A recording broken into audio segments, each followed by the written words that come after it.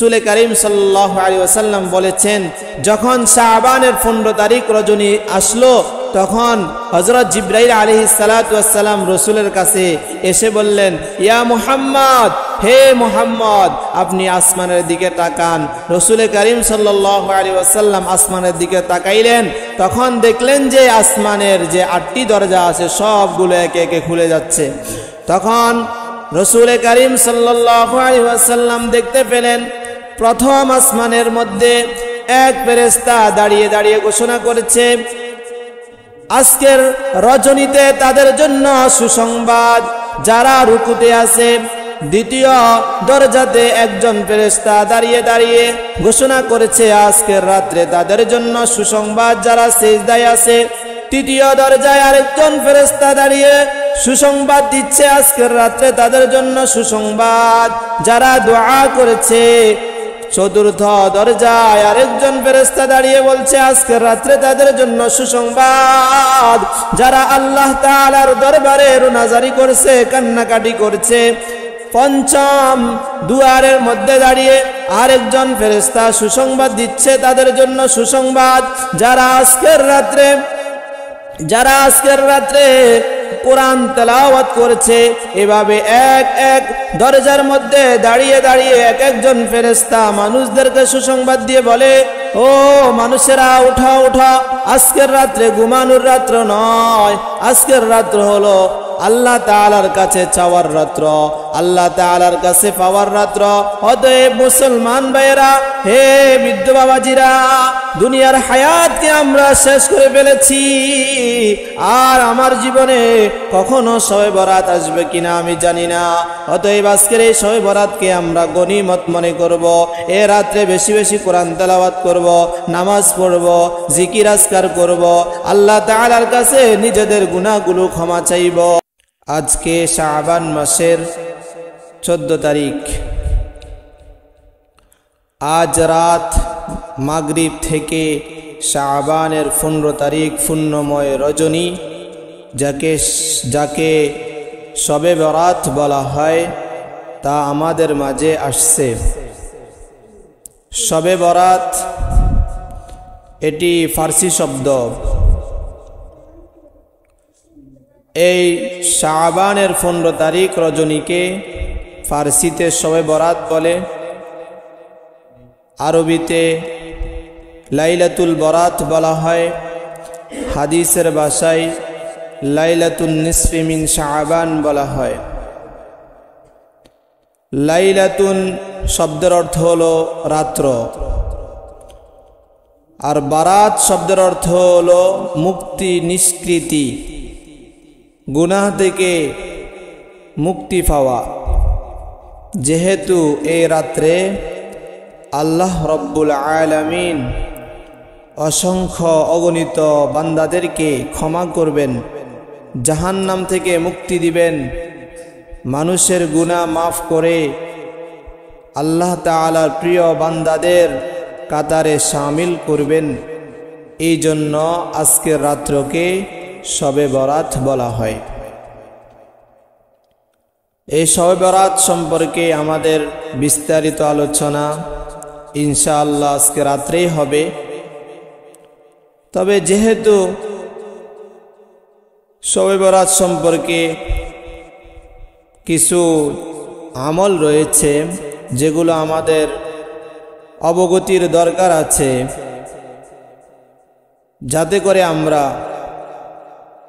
আমালের জন্য প্রস্তুত হতে পারি, প্রস্তুতি গ্রহণ করতে পারি, সেই বিদায় সংক্ষিপ্ত আকারে অল্প সময়ে আজকের এই শবে বরাত সম্পর্কে কিছু আলোচনা করা হবে ইনশাআল্লাহ। আল্লাহ রব্বুল আলামিন কুরআনুল কারীমের 25 নম্বর পারার সূরাতুদ দুখানে ইরশাদ করেন, বিসমিল্লাহির রহমানির রহিম, হামিম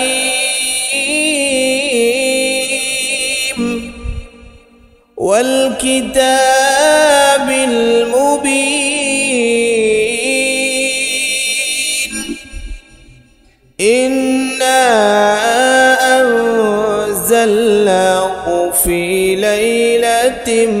مباركة إنا كنا منذرين فيها يفرق كل أمر حكيم আল্লাহ পাক রব্বুল আলামিন বলেন হামিম ওয়াল কিতাবিল মুবিন সুস্পষ্ট কিতাবের শপথ ইন্না আনজালনাহু নিশ্চয় আমি এই কুরআনুল কারীমকে নাজিল করেছি অবতীর্ণ করেছি ফি লাইলাতিম মুবারাকাহ বরকতময় রজনীতে ইন্না কুন্না মুনজিরিন আর আমি ভীতি প্রদর্শনকারী ফিহা ইউফরাকু কুল্লু আমরিন হাকিম এই রাত্রিতে প্রত্যেকটি মানুষের জন্য প্রত্যেকটি কাজের ফয়সালা করে দেওয়া হবে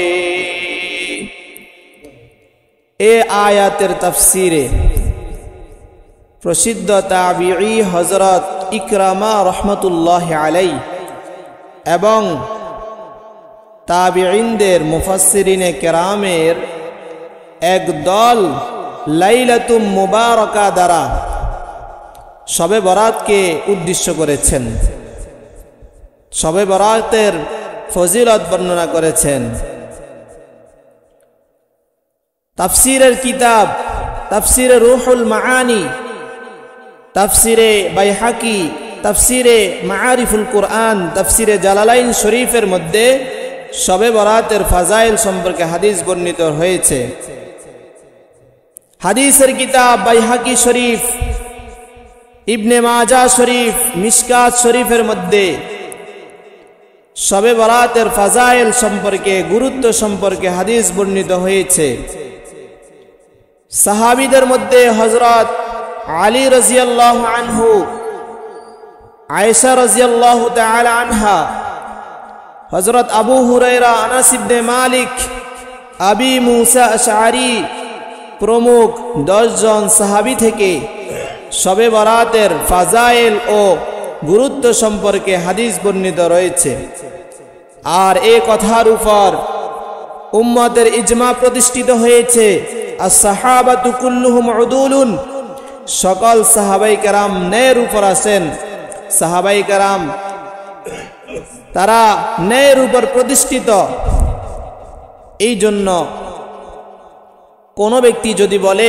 শবে বরাত বলতে কোনো কিছু নাই তাহলে তার এই কথা বলা ঠিক নয় বলেন ঠিক কি না শবে বরাত বলতে কিছু নাই এরকম কথা বলা ঠিক নয় আবার শবে বরাতে বাড়াবাড়ি করা সেটাও ঠিক নয় কারণ এই উম্মতের একটি বৈশিষ্ট্য আছে নীতি আছে আল্লাহ তাআলা কুরআনুল কারীমে বলেছেন ওয়াকাযালিকা জাআলনাকুম উম্মাতান ওয়াসাতা আমি এই উম্মতে মুহাম্মাদীকে মধ্যমপন্থী উম্মত বানিয়েছি তারা বাড়াবাড়িও করবে না সাড়াসাড়িও করবে না বুখারী শরীফের হাদিসে আছে রাসূলুল্লাহ সাল্লাল্লাহু আলাইহি ওয়াসাল্লাম বলেন বাশশিরু ওয়ালা তুনাফফিরু ইয়াসসিরু ওয়ালা তুআসসিরু তোমরা মানুষদেরকে সুসংবাদ দাও ঘৃণা চড়াইও না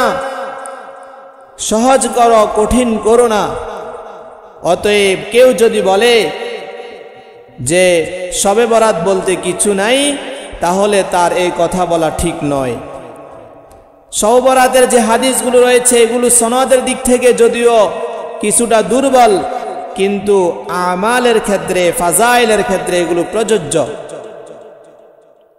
এই জন্য এই শবে বরাত একে আমরা আমালের মাধ্যমে আল্লাহ তাআলার দরবারে ইবাদত বন্দেগীর মাধ্যমে উদযাপন করব কাটাবো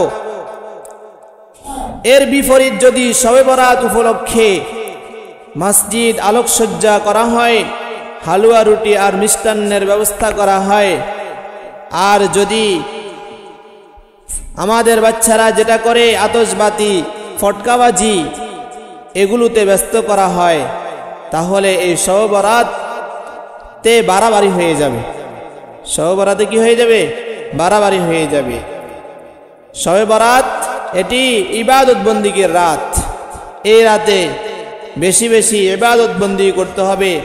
আল্লাহ তাআলার কাছে নিজেদের গুনাহের জন্য কান্নাকাটি করতে হবে।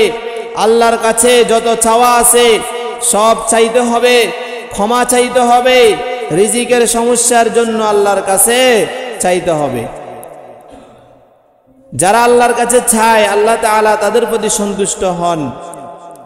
हर घड़ी में देने को तैयार है, हर घड़ी में देने को तैयार है, जो न मांगे उससे तू बेजार है। যারা আল্লাহর কাছে চান আল্লাহ তাআলা তাদের প্রতি সন্তুষ্ট হন, খুশি হন। যারা আল্লাহর দরবারে চায় না, দোয়া করে না, আল্লাহ তাআলা তাদের প্রতি নারাজ হন, অসন্তুষ্ট হন।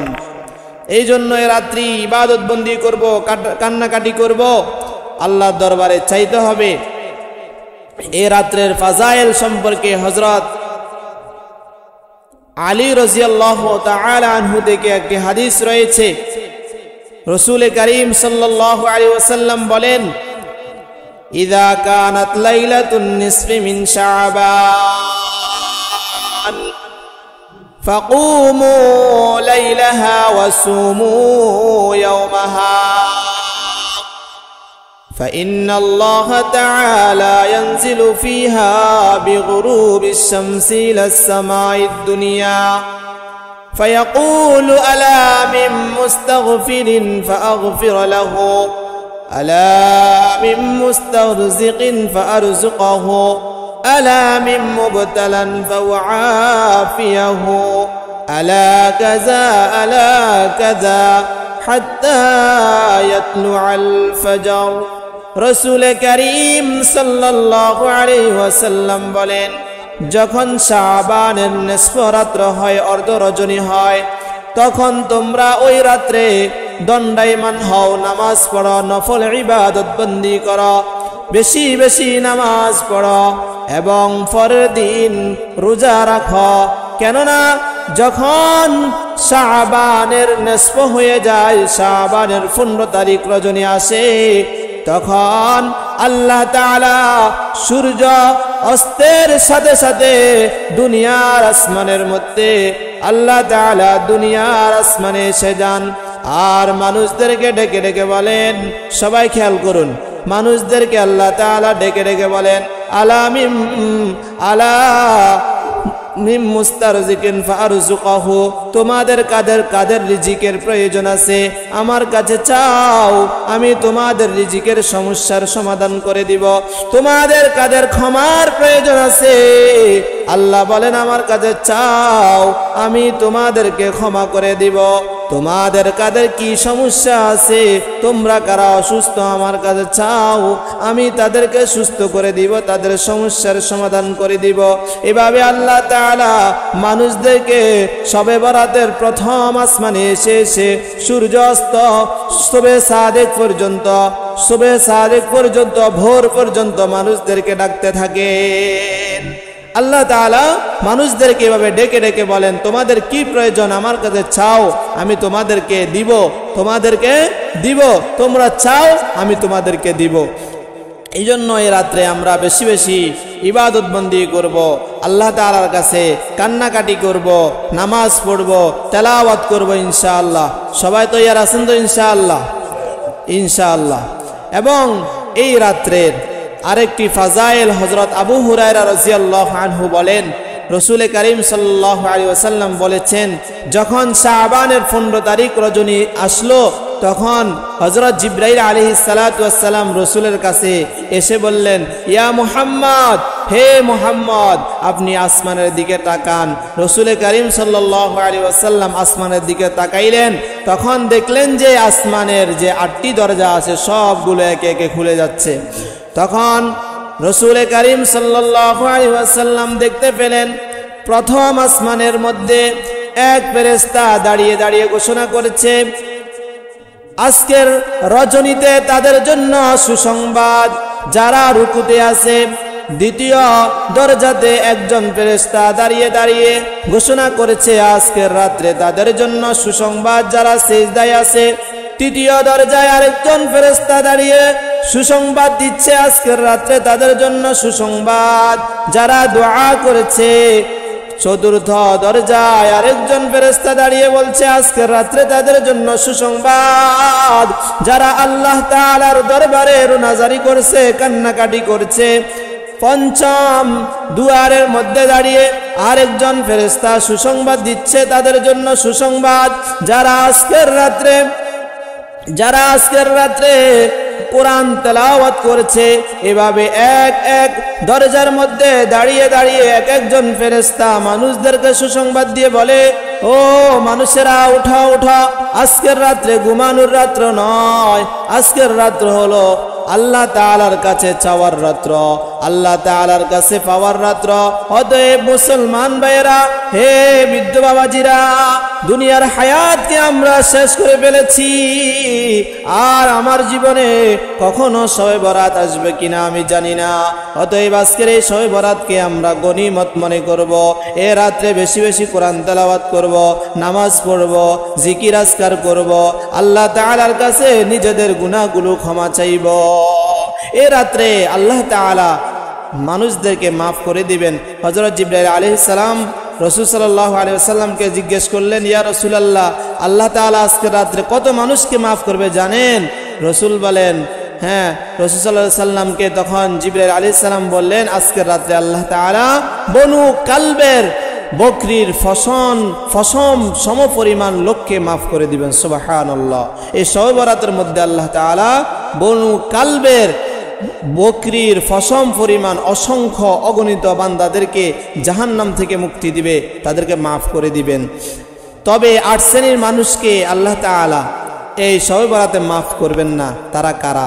তারা হলো 1 নম্বর মুশরিক, 2 নম্বর হলো যারা জাদুকর, 3 নম্বর যারা গণক, 4 নম্বর যারা মদ পান করে, 5 নম্বর যারা সুদখোর, 5 নম্বর কি? যারা সুদখোর, 6 নম্বর যারা পিতামাতার অবাধ্য সন্তান, 7 নম্বর যারা আত্মীয়তার সম্পর্ক ছিন্ন করে, 8 নম্বর জিনাকারী, নারী পুরুষ এবং হিংসুক। এই 8 শ্রেণীর মানুষদেরকে আল্লাহ তাআলা এই রাতে মাফ করবে না। অতএব আমরা আজকে মাগরিবের আগে আগে যাদের মধ্যে এই দোষগুলো আছে, আমরা এই দোষগুলো থেকে আল্লাহ তাআলার কাছে ক্ষমা চেয়ে খাঁটি তওবা করে আমরা মাগরিবের পরে আল্লাহর কাছে যাব, আল্লাহর কাছে বলবো, আল্লাহ আমি তো গুনাহ করে ফেলেছি, আমাকে মাফ করে দেন, আমাকে মাফ করে দেন।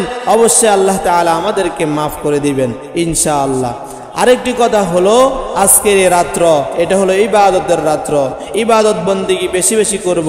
রাসূল সাল্লাল্লাহু আলাইহি ওয়াসাল্লাম থেকে এই রাত্রের 3টি আমল প্রমাণিত রয়েছে। 1 নম্বর কবর জিয়ারত করা। হযরত আয়েশা রাদিয়াল্লাহু তাআলা আনহা বলেন, রাসূল সাল্লাল্লাহু আলাইহি ওয়াসাল্লাম আমার ঘরে শায়িত ছিলেন।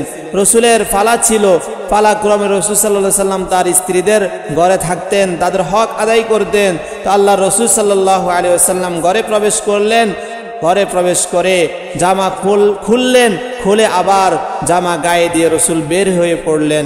তখন আমি চিন্তা করলাম, না জানি আল্লাহর রাসূল তার অন্য স্ত্রীর ঘরে চলে গেছে। আমার মনের মধ্যে এক ধরনের খটকা সৃষ্টি হলো।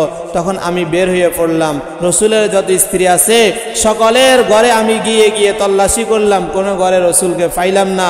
এরপরে আমি রাসূল সাল্লাল্লাহু আলাইহি ওয়াসাল্লামের খোঁজে বের হয়ে পড়লাম। তখন দেখলাম যে আল্লাহ রাসূল সাল্লাল্লাহু আলাইহি ওয়াসাল্লাম জান্নাতুল বাকিতে, মুসলমানদের যে কবরস্থান রয়েছে মদিনাতে, ওই জান্নাতুল বাকির পাশে দাঁড়িয়ে দাঁড়িয়ে কান্না করতেছেন, আর মুসলমানদের জন্য, মুমিনাতদের জন্য, শহীদদের জন্য মাগফিরাতের দোয়া করতেছেন। তখন আমি রাসূল সাল্লাল্লাহু আলাইহি ওয়াসাল্লামকে দেখা মাত্র, রাসূলকে দেখে আমি দৌড় দিয়ে আমার ঘরে চলে আসলাম। হযরত আয়েশা রাদিয়াল্লাহু তাআলা আনহা বলেন, যখন আমি ঘরে উপস্থিত হলাম তখন আমি হাঁপাইতেছিলাম। আল্লাহর রাসূল সাল্লাল্লাহু আলাইহি ওয়াসাল্লাম ঘরে প্রবেশ করে দেখলেন যে আমি হাঁপাচ্ছিলাম। রাসূল বললেন, ইয়া আয়েশা, কেন হাঁপাচ্ছ? তখন আমি রাসূল সাল্লাল্লাহু আলাইহি ওয়াসাল্লামের কাছে আমার বিস্তারিত ঘটনা বলে দিলাম যে আমার মনে খটকা এসেছে, আমি এই জন্য আপনার খোঁজে বের হলাম। তখন রাসূল সাল্লাল্লাহু আলাইহি ওয়াসাল্লাম বললেন, আজকের রাত্রে হযরত জিবরাইল আলাইহিস সালাতু ওয়াস সালাম আমার কাছে আসছেন, এসে আমাকে বলছেন আজকে হলো শবে বরাতের রাত্র, শাবানের 15 তারিখ রজনী। আজকে আল্লাহ তাআলা অনেক মানুষদেরকে বনি কলবের বকরির ফসম পরিমাণ মানুষকে আল্লাহ তাআলা মাফ করে দিবেন, জাহান্নাম থেকে মুক্তি দিবেন। তবে কিছু লোকদেরকে আল্লাহ তাআলা মাফ করবেন না, যারা মুশরিক, যারা পিতা মাতার অবাধ্য সন্তান, যারা আত্মীয়তা সম্পর্ক ছিন্নকারী, যারা টাকনুর নিচে জামা পরে, লুঙ্গি পরে, এই সমস্ত লোকদেরকে আল্লাহ তাআলা মাফ করবেন না। এই হলো আজকের এই রাত্রের একটি কাজ, একটি আমল, কবর জিয়ারত করা। আমরা একাই কিভাবে কবরস্থানে গিয়ে কবর জিয়ারত করব? সম্মিলিত যাওয়ার কোনো প্রয়োজন নাই, প্রত্যেকে নিজে নিজে যাব, যাইয়া কবর জিয়ারত করব। একটি আমল জানতে পারলাম। দ্বিতীয় আমল হলো এ রাত্র বেশি বেশি ইবাদতবন্দি করা, নামাজ পড়া, কোরআন তেলাওয়াত করা, জিকির আজকার করা, এভাবে আমালের সাথে নিজের সময়টা কাটানো, সুবহে সাদিক পর্যন্ত সময় কাটাবো ইনশাআল্লাহ। তৃতীয় কাজ হলো আগামীকালকে, পরের দিন আগামীকালকে শনিবার একটা রোজা রাখবো। এই রোজাটা হলো সুন্নত রোজা। রাসূল সাল্লাল্লাহু আলাইহি ওয়াসাল্লাম এমনিতেই প্রত্যেক চন্দ্র মাসের 13, 14, 15 তারিখে আইয়ামে বীজের রোজা রাখতেন, নফল রোজা। সেই হিসাবে আমরা যারা গতকালকে রেখেছি, আজকে রাখছি এবং আগামীকালকে রাখবো, আমরাও ফজিলত থেকে বঞ্চিত হব না। এটি নফল রোজা, আইয়ামে বীজের রোজা, সাথে সাথে আমাদের শবে বরাতের একটি রোজাও হয়ে গেল। রোজার এহতেমাম করব, আমরা সকলে রোজা রাখব এবং এই শবে বরাতকে কেন্দ্র করে আমরা বাড়াবাড়ি করব না, সারাসারি করব না। এ কথা